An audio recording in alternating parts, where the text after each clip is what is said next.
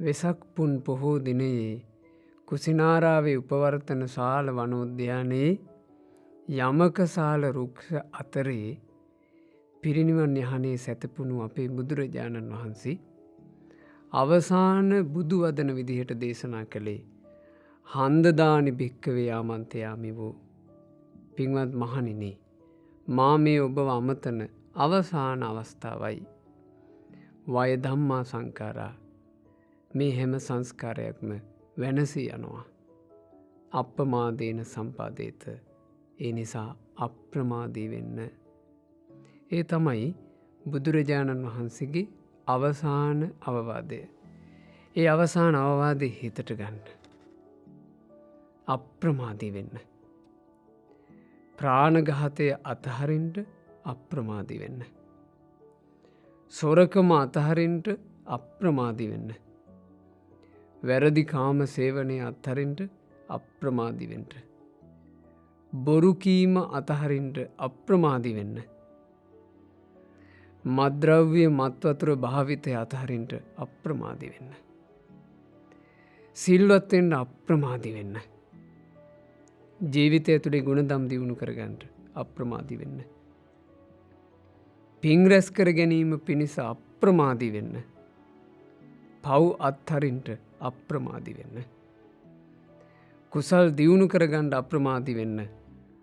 අකුසල් අතහරින්ට අප්‍රමාදී වෙන්න. එළඹෙන පෝයක උපෝසත අෂ්ටාංග සීලය සමාදන් වෙලා රහතන් වහන්සේලා අනුගමනය කරමින් සිල් සමාදන් වෙන්ට ලැබෙන අවස්ථාව නිරපරාදේ මගේ හැරගන්න එපා. අප්‍රමාදී වෙන්ට. මාසෙකට එක වතාවක්වත් උපෝසත අෂ්ටාංග සීලය සමාදන්ව රකින උතුම් සිල්වත් බවක් ඔබ ඇති කරගන්නට. වෙසක් පෝයක් ගානේ එළඹි ඒ හැම වෙසක් පෝයක් අතීතයට ගියා. අපේ බුදුරජාණන් වහන්සේ අවසාන අවවාදය කරලා වර්ෂ 2569කුත් ඉක්ම ගිහිල්ලා. මේ එළඹෙන්නේ එච්චර කාලයකට පසුව එළඹෙන වෙසක් පෝයක්.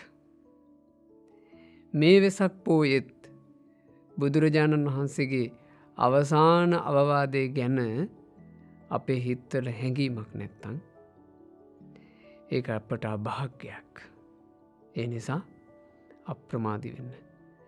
මේ මාගේ ශාස්තෘන් වහන්සේගේ අන්තිම අවවාදය නේද අප්‍රමාදේන සම්පාදේත අප්‍රමාදී වෙන්ට කියලා වදාලේ මගේ බුදුරජාණන් වහන්සේ නේද කියලා සිහිකර කර අප්‍රමාදී වෙන්ට. සීලවන්ත ගුණවන්ත පින්වන්ත ජීවිතයක් උපදව ගන්නට අප්‍රමාදී වෙන්න. ධර්මයේ හැසිරෙන්ට අප්‍රමාදී වෙන්ට. අප්‍රමාදීව දහමේ හැසිරී මේ සම්බුදු සසුනේ පිහිටක් සමීප කරගන්නට ඔබ හැම දෙනා වාසනාවන්ත වෙත්වා. තෙරුවන් සරණයි. නමෝ බුද්ධාය.